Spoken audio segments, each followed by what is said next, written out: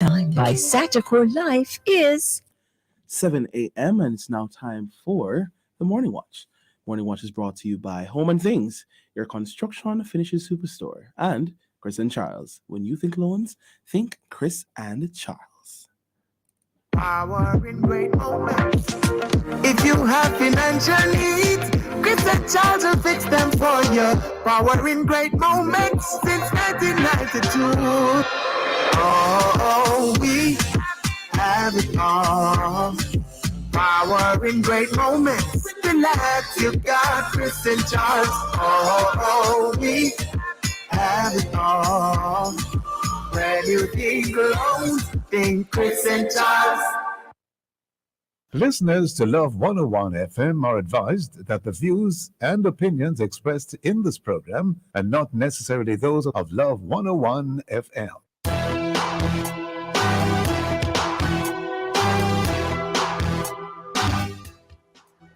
Hello and welcome to the Morning Watch on Love 101 FM, the number one gospel station in Jamaica. I'm your host, Stokeley Marshall.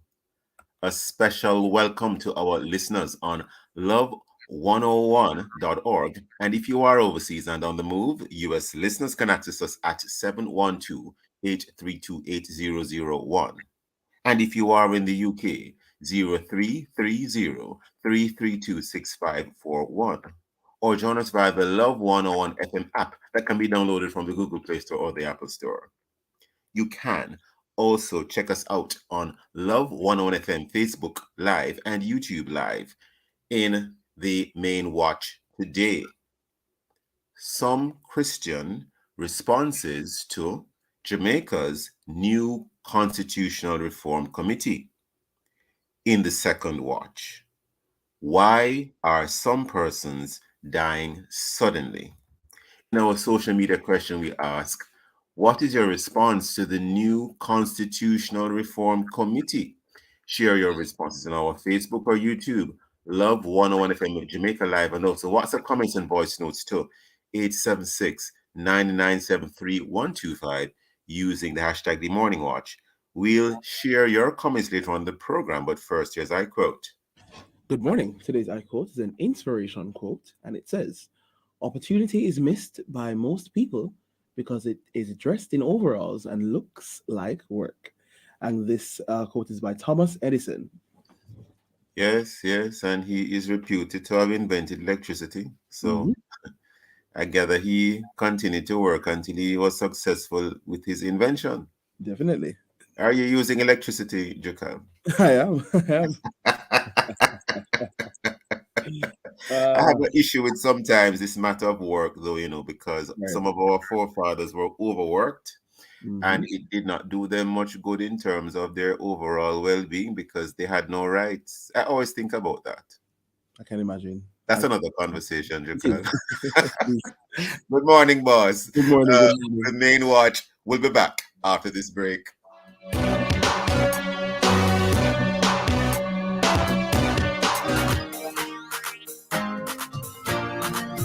The Bethel United Church of Jesus Christ Apostolic on South Camp Road hosts the week of their 53rd Holy Convocation, daily through to April 16. And this Wednesday, April 12, they will pause to focus on the children. Join Auntie Helene and Vashti on location at 3:30 p.m. this Wednesday for a showcase of talented children. That's the Small People Show, a special edition, this Wednesday, April 14 at 3:30 p.m. It will be on the family station, Love 101. Celebrating 30 years of music, family, and love.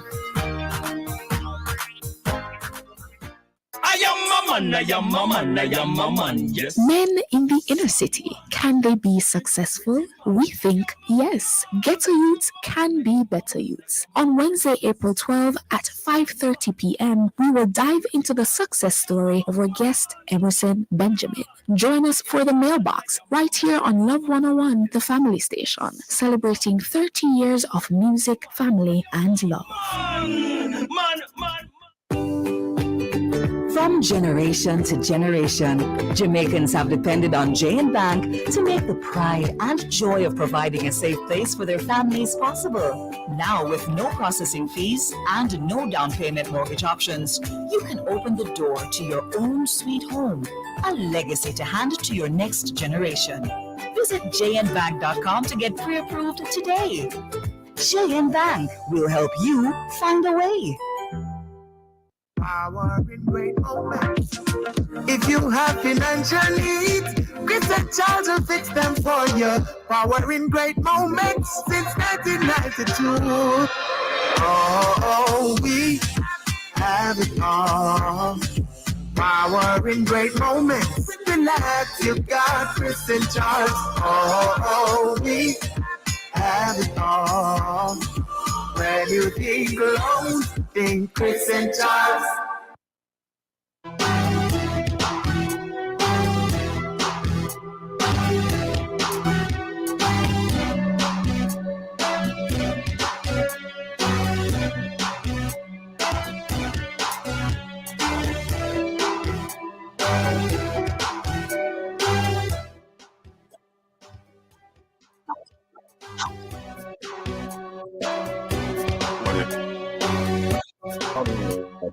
Stokeley, we are in the main watch.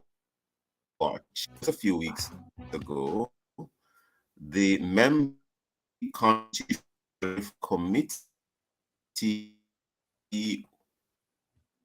were announced, have been tasked to, as it were, reform Jamaica's independence constitution. We do apologize for those interruptions. The committee is chaired by the Minister of Legal and Constitutional Affairs, the Honorable Marlene Malahoo Fort, and the other members of the committee include Ambassador Rocky Mead, who in fact is the co-chair. Also on the committee, we have Derek McCoy, the Attorney General of Jamaica. There is also Senator Tom Tavares Finson, who is President of the Senate and a Commissioner of the Electoral Commission of Jamaica. We have Senator Ransford Brem. We have a senator for the government. We have Senator Donna Scott Motley, opposition senator. There's also opposition Member of Parliament Anthony Hilton. There is Professor Richard Albert, international constitutional law expert. There's Dr. Lloyd Barnett, national constitutional expert. There is Hugh Small, consultant counsel. And there's David Henry, who is of the wider society, Dr. David Henry of the wider society from the faith-based community. I know that he's a pastor of Swallowfield Chapel. There is also Nadine Spence, Dr. Nadine Spence from civil society, social and political commentator. She has been a guest on the Morning Watch several times. There is also Lolita Davis Mattis of the National Reparations Committee, and Sujay Boswell. I hope I pronounced his first name correctly, Sujay Boswell, youth advisor.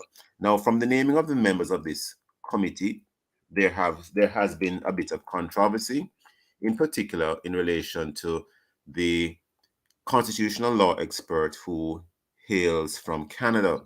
We have online today to have a discussion about some Christian concerns in response to the constitution of this committee, in particular, the Canadian expert. We have Helene Coley-Nicholson, who is legal counsel of ACCM, and we also have Philippa Davies, advocacy officer of the Jamaica Coalition for a Healthy Society, JCHS. Good morning, Mrs. Coley-Nicholson. Good morning, Miss Davies. How are you both today? Good morning. It is good to be with you. Good morning to Philippa and also to your listeners, Mr. Marshall. Thanks for having us. Yes, good morning. Absolute pleasure having you. An absolute pleasure having you all. Good morning, Ms. Davies. Are you with us? Are we hearing you, Ms. I'm Davies? here. I'm here. Can you hear me? Good morning. Yes, we are hearing you. You sound a little bit far away, but we are hearing you. Maybe you can position yourself a little bit more closely to your device. Getting right into it. What are the concerns with the new committee and why these concerns? I know it's a very broad question. I have seen information which indicates the reason or the point of discomfort, but in the discussion this morning, tell us frankly, what are your concerns? Starting with you, Philippa Davies. Right. So the Jamaica Coalition for a Healthy Society had issued a press release more than a week back, setting out some of our concerns. And let me just raise two. First, it was the apparent expansion of the focus of this committee when Minister Marlene Mallory-Ford at first announced that the committee would be set up. She had said it was to ensure Jamaica's smooth transition from a constitutional monarchy to a republic. And so there are various steps that would need to be undertaken in order to make the necessary changes in law for Jamaica to become a republic. And then a little bit later on, she added another purpose, and that was to undertake a thorough and comprehensive review of the 1962 Constitution as well as the 2011 Charter of Fundamental Rights. So as well as the Charter. Yes. So one of the first questions is, why do we want to undertake such a thorough and comprehensive review? What's wrong with the Constitution and the Charter, which itself was the result of a 17-year journey with extensive consultation spanning both administrations? What's wrong with the Charter? And we haven't heard what the problem is, what the deficiencies are, why after 12 years this Charter needs to be thrown out and something else brought in. So that's the first question that we had. Why? Why this expansion of focus of the committee? And then secondly, as you have alluded to, the problem of having a Canadian on this committee, and then who this Canadian is. And this Canadian, as we found out, has publicly expressed views that are pro-abortion, pro-buggery, and pro-same-sex marriage. And these are matters that are in the Charter itself, protected on the Savings Law Clause. So we have questions about the committee and its composition. Thank you, Ms. Davies. Helene Coley-Nicholson, and I should have really added that ACCM indicates or means the Association of Christian Communicators and Media, for which Mrs. Coley-Nicholson is legal counsel. Mrs. Coley-Nicholson, what are your concerns, if any? I would just want to add to what Ms. Davies has said. Insofar as the Minister for Legal and Constitutional Affairs has indicated that she is, and her committee will be undertaking what they describe as the most comprehensive and impactful constitutional reform work to be undertaken in independent Jamaica, and have given themselves a very short window of time within which to do it, and has attached an urgency to the work, and has specifically indicated that the reform of the Charter of Rights is something that must be done with urgency, albeit it is the second phase, because they say the work is to be done in 3 phases. It's the second phase. But they say this work is to be done, particularly the reforming of the Charter of Rights, is to be done with urgency. And they have set out a timeline, and this timeline would see this all-encompassing, most comprehensive constitutional reform taking place by the end of the constitutional life of Parliament, which is sometime in, I believe, 2025.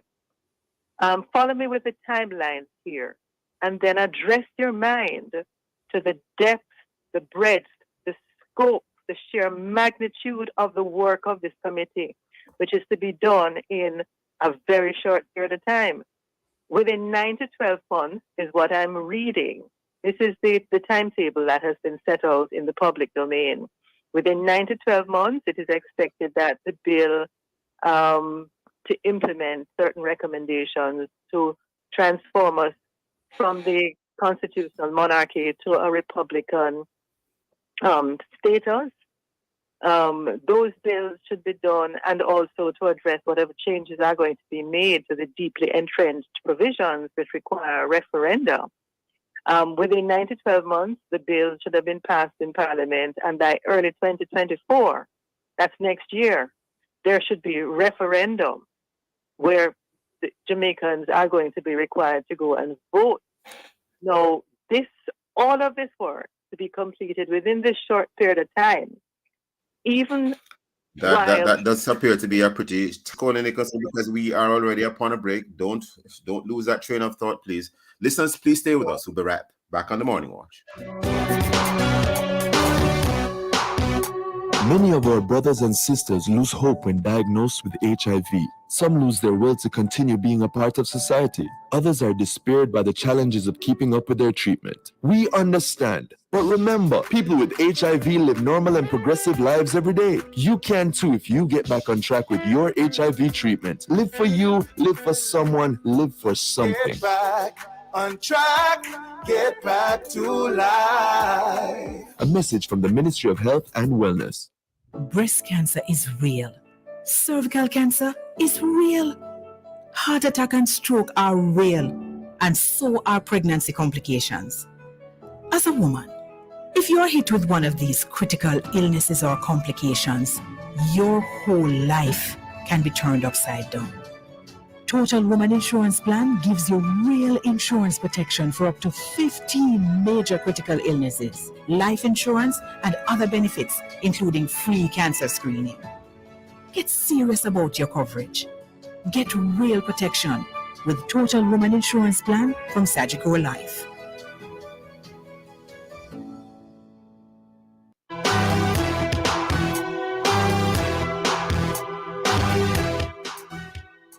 Welcome back to the Morning Watch. I'm your host, Stokeley Marshall. We are in the main watch, and we're having a very important discussion this morning. The topic is some Christian responses to Jamaica's new Constitutional Reform Committee.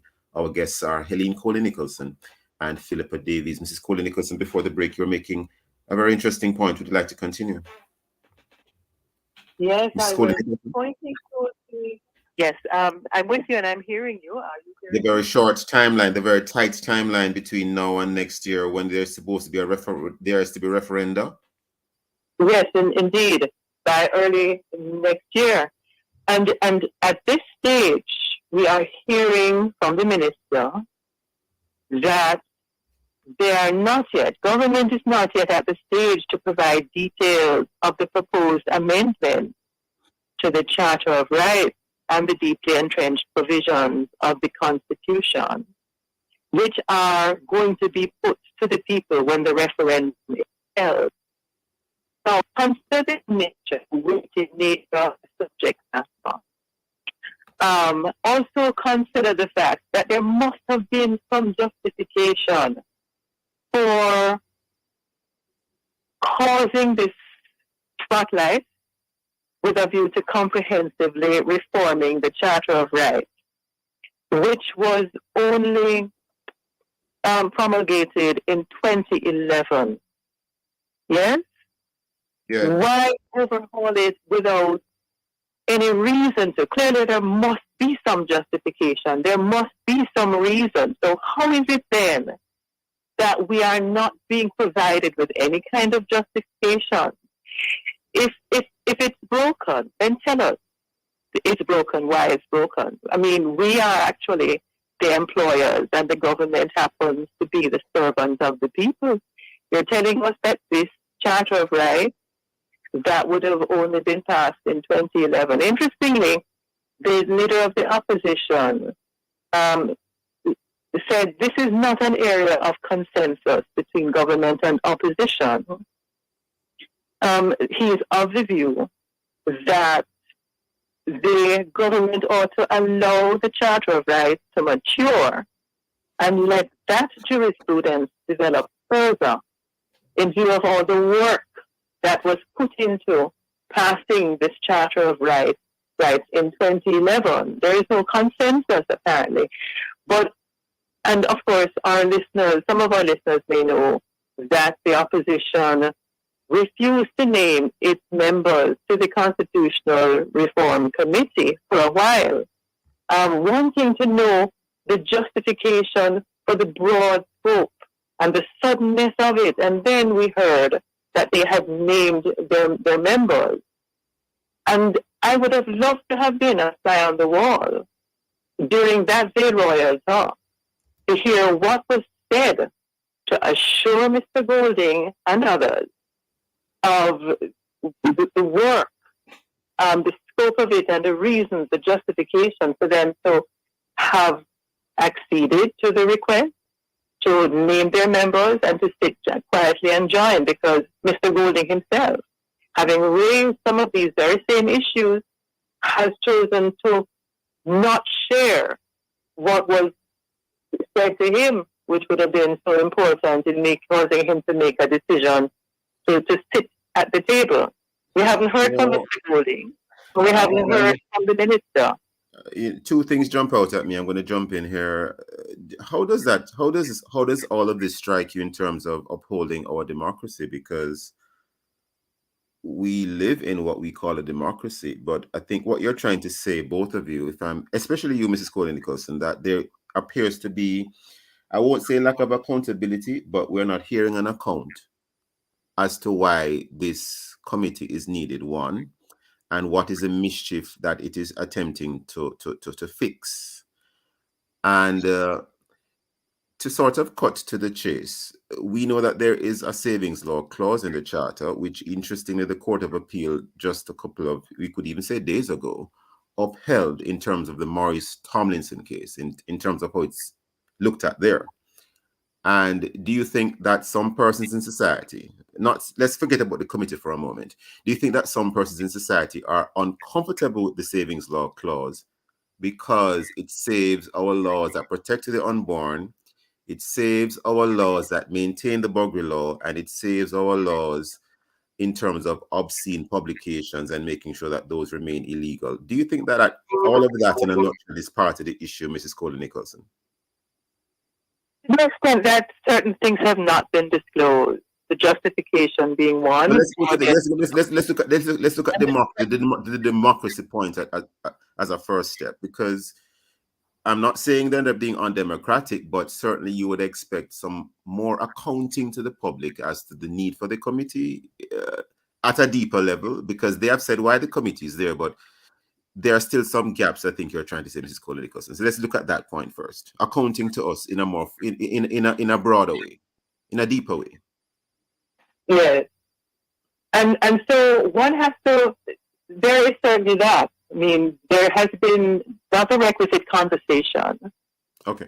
Yes, and democracy in its very nature requires that those who are required to vote or called upon to vote should understand the issue. Yeah. And so there has not been the requisite conversation. There's not been the requisite explanation. Okay. But we can conclude certain things, I think, from the very composition of the committee, and in particular the inclusion of Professor Richard Albert. As Ms. Davies indicated, he is an outspoken advocate for LGBTQI plus rights, etc., etc., etc. And I first heard Ms. Davies ask this question: what is the worldview that is going to inform the work of this committee? And I want to support her in asking that question. What is the worldview? We don't have to question it. It has already been stated expressly, explicitly by Richard Albert, who is said to be this international constitutional law expert. And I would want to assert that Jamaicans are among the brightest legal scholars wherever one looks. And so clearly, surely one could have found a Jamaican. What is it that has caused this very, very strange inclusion, unexplained? It certainly raises the question as to what agenda is at stake. Only because of time, Mrs. Coley-Nicholson. So one issue seems to be that the professor from Canada is Canadian, and that in itself is an interesting thing because Canada is a Commonwealth country. And, the head of state for Canada still is the King of England, the British monarch. So that's one concern you have. And another concern is his worldview. Is that another concern you have, Mrs. Coley-Nicholson? It is certainly the worldview that is going to inform the work of this committee. Okay. It's also the fact that Jamaicans are not being included, clearly not being included in the conversation. Well, you have Jamaicans on the committee, some will argue. Well, I'm talking about the ordinary Jamaican.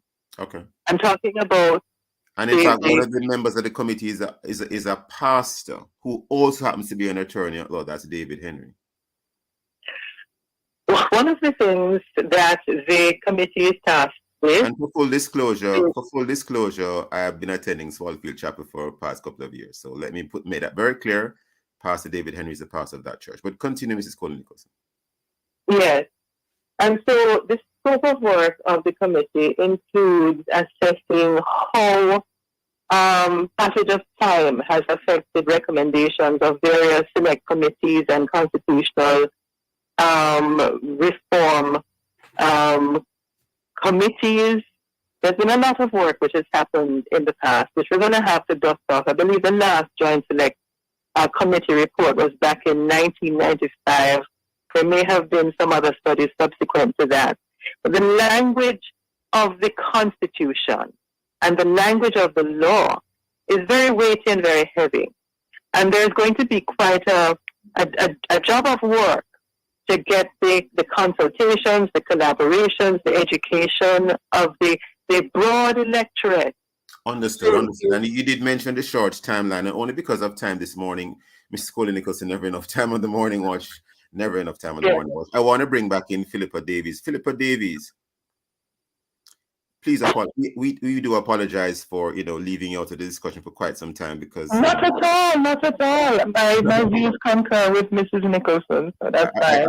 I do realize that, but I want to look at any recommendations or suggestions going forward, and I want to make it abundantly clear we're not in any way, shape, or form challenging the integrity of the professor, the goodly professor, as you could say, from Canada. I know nothing about him, save and except what I've seen in the public domain. But to the extent that you have these very strong concerns about his worldview, Ms. Davies, what recommendations or suggestions do you have in that regard, and generally speaking, going forward? Well, certainly to keep abreast on what's happening, all the developments, and to ask questions, to preserve the democracy that we have right now.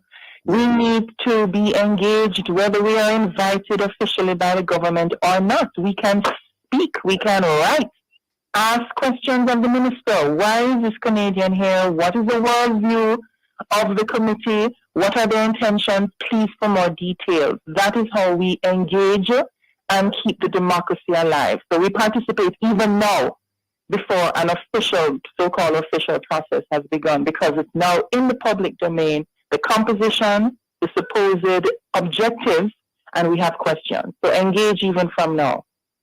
Understood. Any demands you're making, or you just have recommendations or suggestions at this time, Ms. Davies?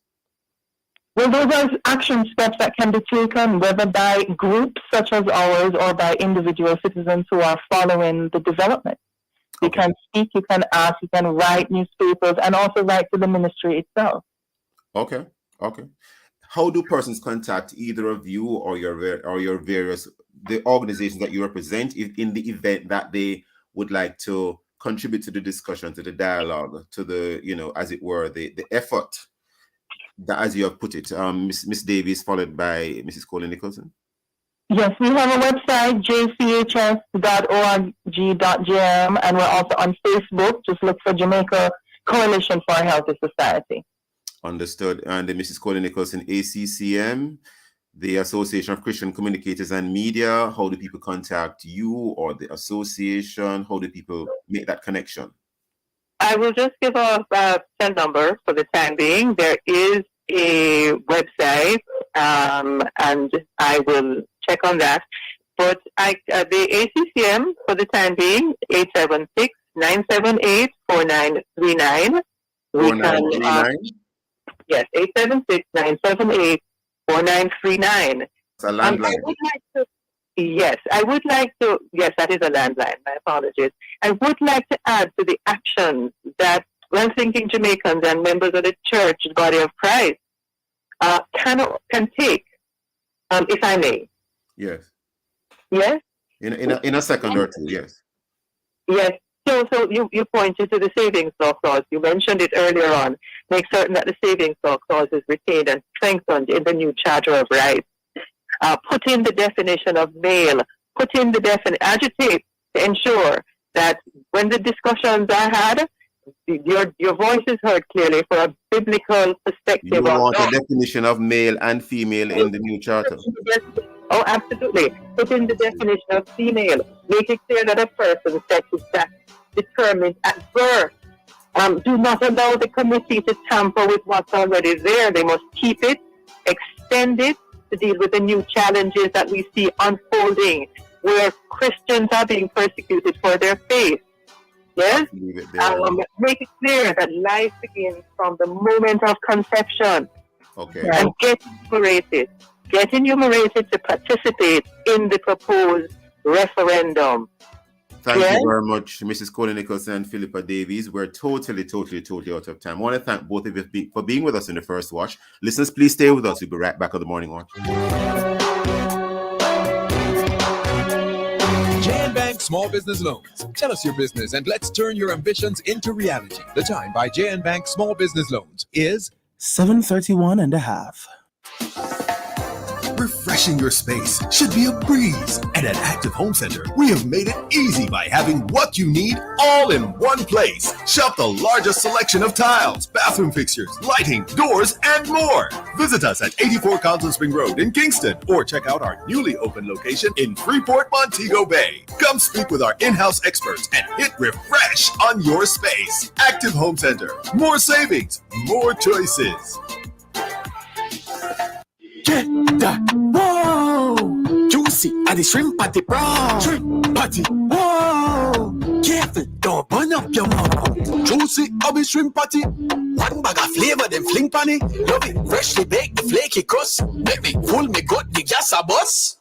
Shrimp patty, whoa! Juicy, have the flavor you love. Fried cheese or turtle, whoa! Juicy, and the shrimp patty brown. And Juicy, have the shrimp patty you love. Get it today, island-wide.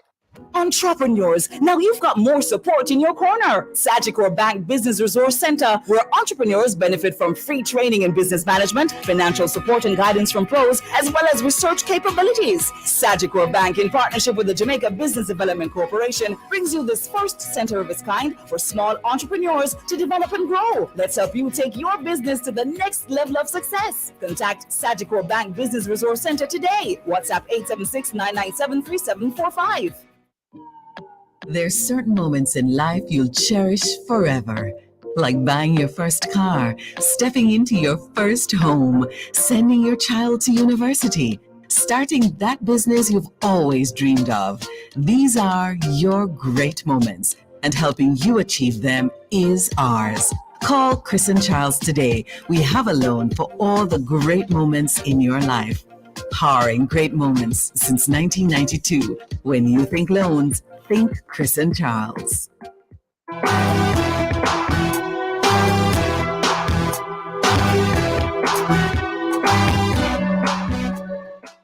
Welcome back to the Morning Watch. I'm your host, Stokeley Marshall. Let's take a look now at the newspapers to see what the Jamaicans and others are saying and doing. We have a story of great concern in Loop Jamaica News. Communications officer reported missing in Kingston.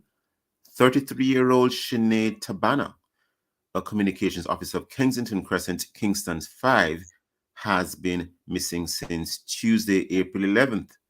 She's of brown complexion, medium build, and it goes on to describe her. So we do hope that she comes back safe and sound and that we don't hear any bad news, any other bad news. We have also in Loop Jamaica News 5 Burger King workers charged with fraud.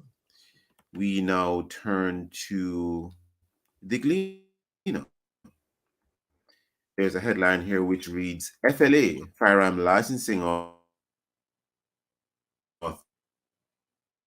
Authority, Firearm Licensing Authority gets new board. And we have in the Jamaica Observer, Simpson, that of course is for Portia Simpson Miller. Of course, coming up next, we'll read for you some of the feedback from our Facebook and WhatsApp question, which is, what is your response to the new Constitutional Reform Committee? If you haven't done so yet, leave a comment on our Facebook or YouTube, Love 101 FM Jamaica Live, and also WhatsApp comments and voice notes too. 876-997-3125 using the hashtag The Morning Watch. We'll be right back.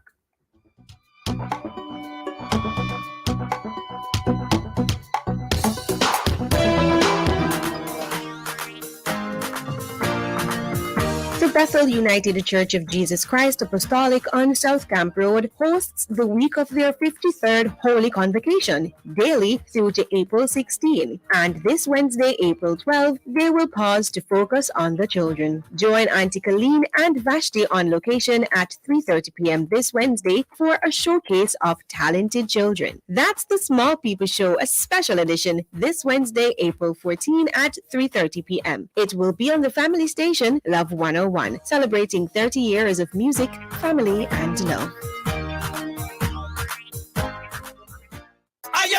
Yes. Men in the inner city, can they be successful? We think yes. Ghetto youths can be better youths. On Wednesday, April 12 at 5:30 p.m., we will dive into the success story of our guest, Emerson Benjamin.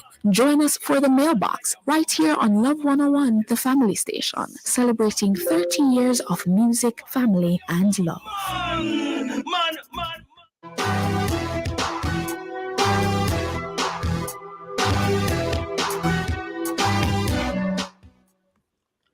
Welcome back to the Morning Watch. I'm your host, Stokeley Marshall. Let's join Jakal now to see how our friends have responded to the question on our friends, that is, on WhatsApp and Facebook. The question being, what is your response to the new Constitutional Reform Committee? Jakal, any responses so far? Yes, so I have a response here. This person says, as Bruce Golding once said, not in my cabinet. And Sister Matilda Wainwright from Sandy Bay, Hanover, sent a voice note. Good morning. I am strongly opposed to the inclusion of a Canadian constitutional expert who is pro-abortion and very sympathetic, probably even persuasive on LGBT affairs being on this committee. Jamaica seems to be constitutionally on sale. I wonder what our price is. Thank you. And that is from Sister Matilda Wainwright. That's a voice note that we got. So that's the final one that we have here on our WhatsApp line. Two very strident responses, Jakal. Two very strong and strident responses. We thank our listeners for their comments, and we welcome all comments from our listeners. Well, we move right into the second watch, and over the past year, it has been indicated that a number of persons have been dying suddenly, and it seems to not be confined to any particular demographic. Among them, you have older persons, younger persons, persons who appear to be healthy, others who seem to be not so healthy. And there has been speculation in relation to why this has been happening.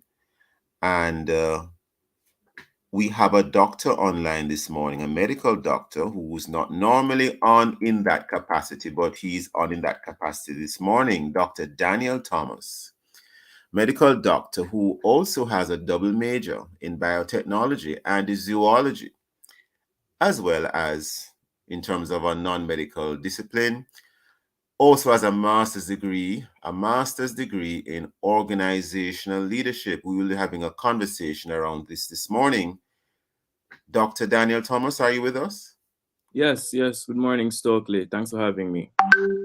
Great. Good having you this morning. Now, this is a very interesting topic to look at. What would you say are your issues, thoughts, concerns, really? Some would say the apparent death suddenly of persons. Some would say the supposed sudden deaths of persons. A lot of times it depends on how you look at the issue. What is striking you? And I gather that there is a publication you were attempting to have put out in print media. So far, I don't know if you have been successfully having that letter published to the relevant editor or editors, but you're with us this morning on the Morning Watch. What are some of the concerns you had wished or wanted to express? Yeah, man. Thanks again, Stokeley, for having me. You know, I don't think there's any question that sudden deaths are happening. I actually wrote this letter and it was titled Sudden Deaths Rock Jamaica. As you just mentioned, I sent it to our local newspapers, and that was on March 10th. Because that particular week, a very popular person, DJ Arif Cooper, who works at actually RJR, died suddenly during a performance on Hope Road in front of many people. And so that was very topical at the time. And actually doing some reading that same week, there were two other high-profile sudden deaths. The Islington Division PNP councillor, Mr. Lincoln Dixon, and then also a young man, 27 years old, Nathaniel Johnson, was in a vehicle on the Portmore Highway, said that he needed a little air and opened the door and fell out and died. You know, so he was feeling unwell. Mr. Dixon also felt unwell and was rushed to hospital and died. And so I want to open stating that there is a context for this discussion. And just one point I want to make quickly, though, Miss Dr. Thomas, my apologies. You said RGR. I just want to make it very clear that he was a radio broadcaster for the RGR Communications Group. Just want to make that very clear. But go ahead, Dr. Thomas. Yeah, man. Yeah, man. Thanks much. So sudden deaths are happening. And the second thing that I want to remind everyone, I don't know if this is still common knowledge, that sudden deaths, that is the death of someone not known to be ill, that is something that is not normal, especially when it happens in a young person. It is not normal. Dr. Thomas, if I could quickly jump in, that's why we have autopsies, isn't it? Exactly. And so until we know the results of the autopsy, can we make a conclusion? The fact is that when there are sudden deaths, that there should be an investigation that takes place. And so my concern is that the sudden deaths that have been taking place, there doesn't seem to be much curiosity about it. We would have probably even remembered in 2022 when we had a number of teachers at the Not much curiosity from who? Curiosity from those, well, the people would be curious, but then there are those who are tasked of tracking and dealing with health concerns. And so I'm speaking primarily about the responsibility of medical doctors who would be in the employ of our government, in the Ministry of Health and Wellness, that, you know, we would think that they would look into the number of sudden deaths that are taking place, first of all, to determine whether or not there is a statistical significance, that is what would be termed as excess deaths, deaths above the normal average of deaths, and then to find out if it is statistically significant, what is actually causing it. So it should trigger a question in our minds. It cannot be what it seems now, which is that persons are suddenly dying and there's no curiosity. It's almost like, oh yes, you know, I heard, you know, I have someone, you know, they died, you know, what were they sick with?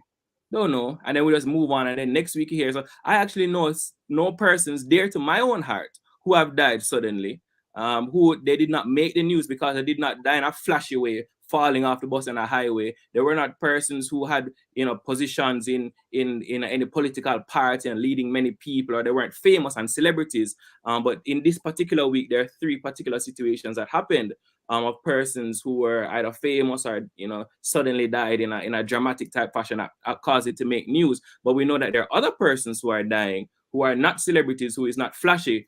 And so we're not hearing about those. But the hope is that we would follow the some other more advanced countries and determine that we want to collect the information and then to analyze it, because this is not even a local phenomenon.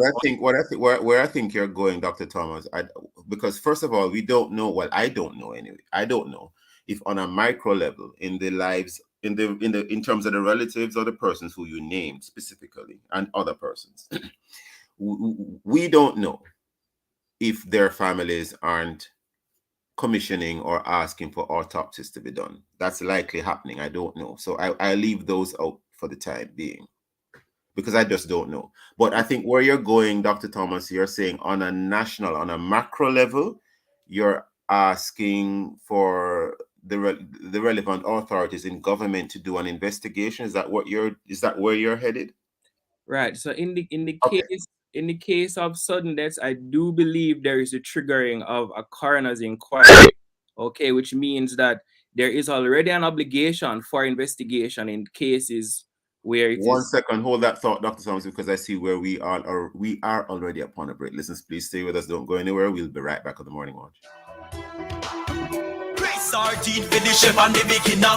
Follow the one with pepper, that are the winner. Shop on supermarkets, everybody Great sell it. sardines, follow the better flavor. The time is 7:45 and a half.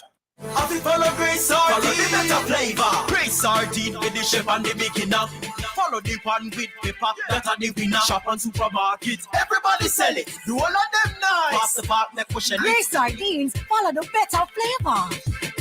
Entrepreneurs, now you've got more support in your corner. Sagicor Bank Business Resource Center, where entrepreneurs benefit from free training in business management, financial support and guidance from pros, as well as research capabilities. Sagicor Bank, in partnership with the Jamaica Business Development Corporation, brings you this first center of its kind for small entrepreneurs to develop and grow. Let's help you take your business to the next level of success. Contact Sagicor Bank Business Resource Center today. WhatsApp 876-997-3745.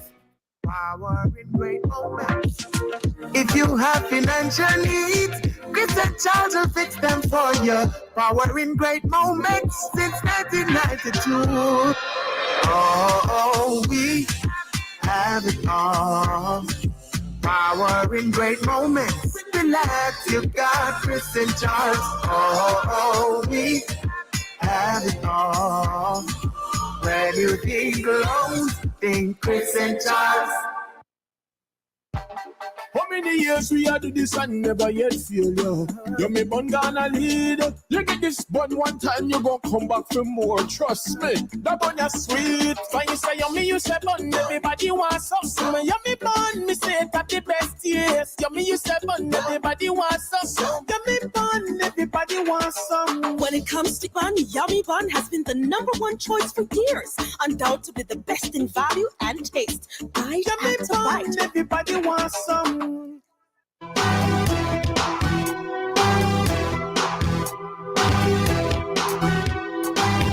Welcome back to the Morning Watch. I'm your host, Stokeley Marshall. We are in the second watch. The topic of the second watch is why are some persons dying suddenly? And our guest is medical doctor, Dr. Daniel Thomas. Dr. Thomas, before the break, you're making a point. Please continue, sir. Yeah, man. So I was saying that there's already a mechanism in place that recognizes that when persons who are not previously known to be ill die suddenly and there's no obvious cause, that it does trigger an inquiry. And so what I'm suggesting that the government needs to do, and that journalists assist with this entire process, because curiosity should abound, right? I'm suggesting that there needs to be the analysis of this data to look at what is causing this situation. Well, first of all, to determine if it is statistically significant, and then what is causing it. And I want to give an example. In the United Kingdom, in January, they determined that, especially the last week in January, excess deaths were 20% higher than normal.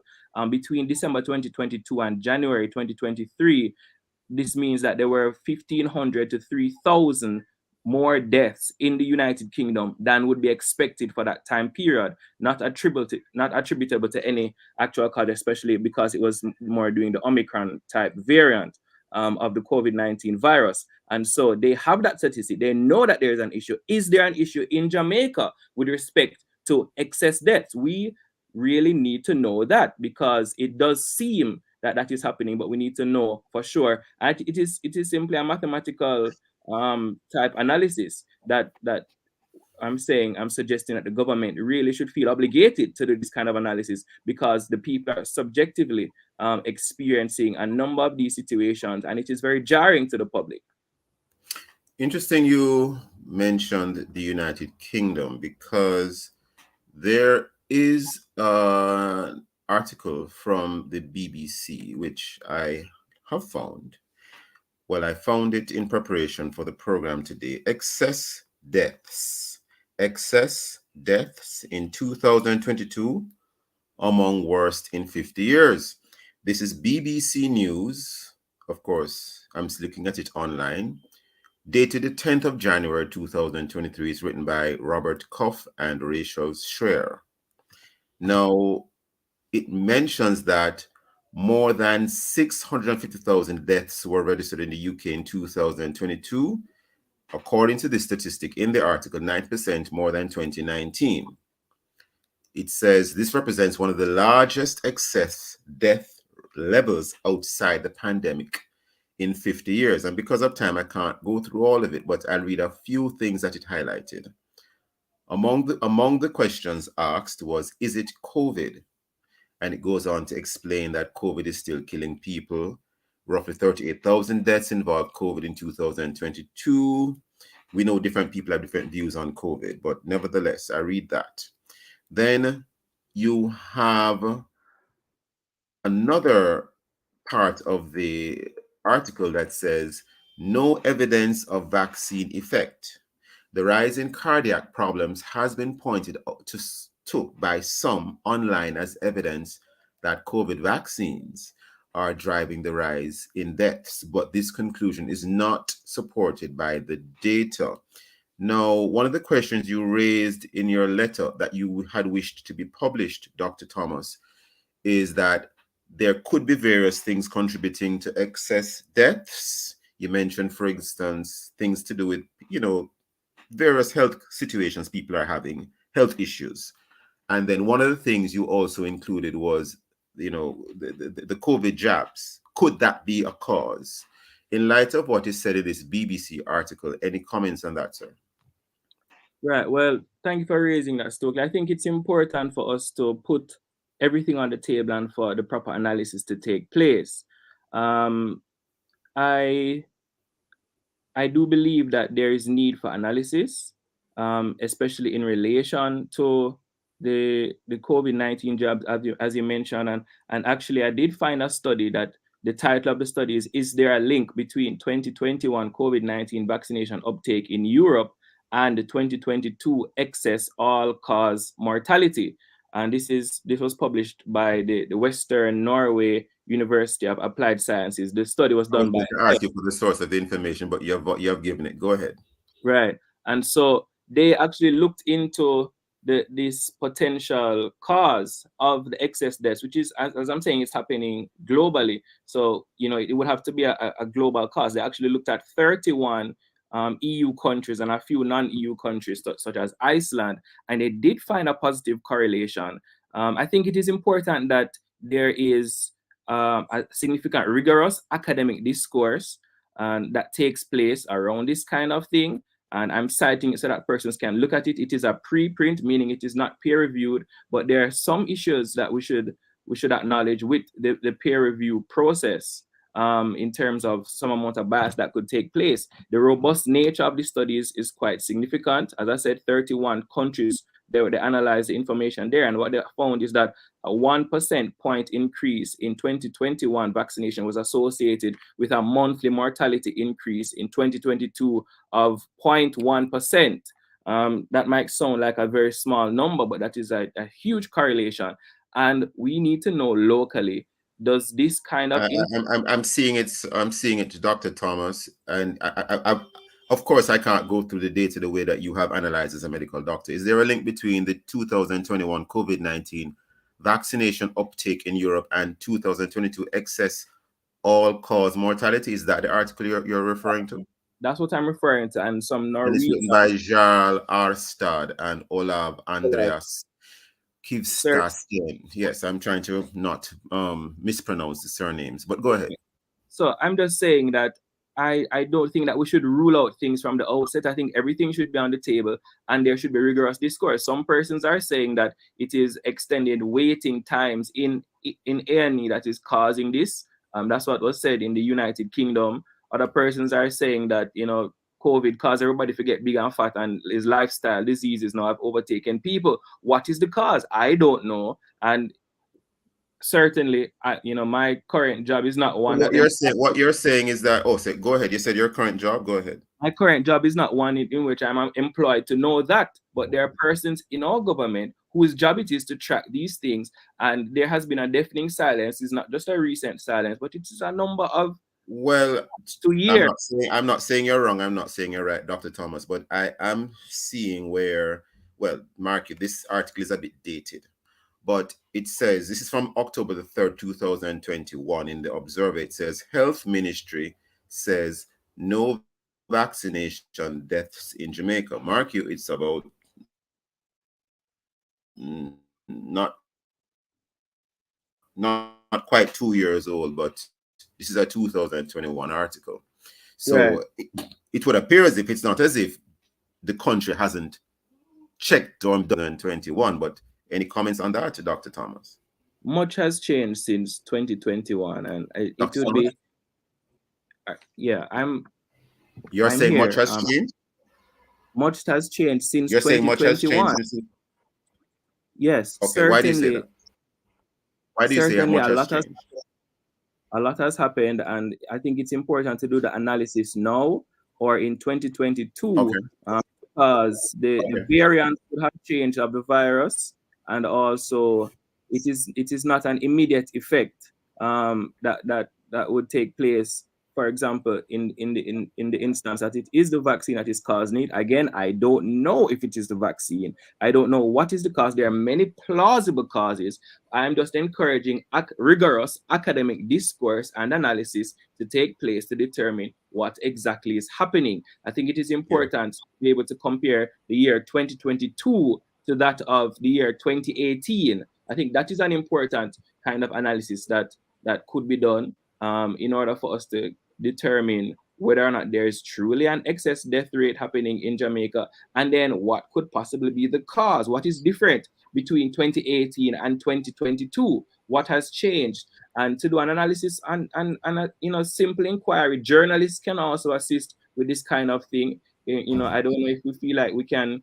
I'm hoping that we can trust that our government will run with this. But in one more response to the article that you mentioned, Dr. Ennis in the Ministry of Health has highlighted that there were a number of deaths that were suspected as being attributable to the vaccine.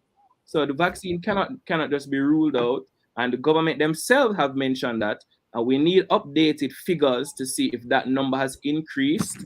Okay, that was said in the public domain. And so there is the need for the type of discourse. Again, I'm not saying what is causing it. What I'm saying is that there needs to be proper analysis, and there's a thing called the sunk cost fallacy, where you invest so much energy in a particular area that you hold on to that strategy, even if changing it would have been beneficial. Okay, and we don't want to fall into that kind of scenario. We need to approach the data with an open mind. What you're saying, Dr. Thomas, is that we should have an open mind. In looking at the data, in analyzing it, the relevant powers that be should have an open mind in terms of what the outcome of that analysis is. Certainly. Understood. Any final thoughts you want to leave us? Because I think we're now totally out of time. A final comment you want to leave before we wrap today, sir? Well, I just want to highlight that this is information that the government and also journalists can certainly do the investigation and come to a logical conclusion. Is this taking place? It should concern us that there are these sudden deaths happening, and many people have been reporting and speaking among themselves. Not all of them make news. We should be curious, and we should allow for academic discourse to take place around this matter. The time is now, and the time is probably long past. Okay. One person dying is it causes grief on many persons. So I do understand your concern. Dr. Daniel Thomas, I want to thank you for your time and for your thoughts. We're totally out of time now. Thank you for being with us, and we wish you all the best, sir. And we hope that the analysis that you're calling for can in fact be done with an open mind. Thank you, sir. And thank you all listeners for being with us today. Visit, of course, the Love 101 FM YouTube and channel and Facebook page for this and all other Love 101 FM programs. And of course, download our Love 101 app and stay connected to us, the family station, the number one Gospel Station, Jamaica. This has been the Morning Wash. Thanks to our producer, Kathy Gale, and to our guests. I am Stokeley Marshall, handing you back to them in the morning with Jukal.